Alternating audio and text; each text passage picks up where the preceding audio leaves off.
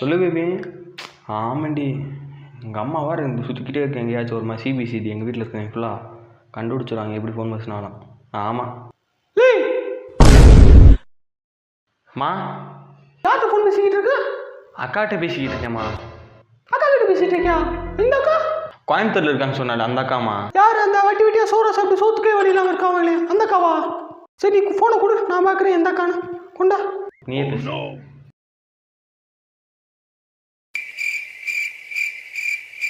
நீ என்னடா இது? என்னவளா?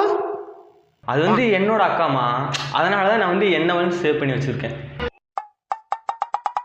ஓ, உன்னோட அக்காவா?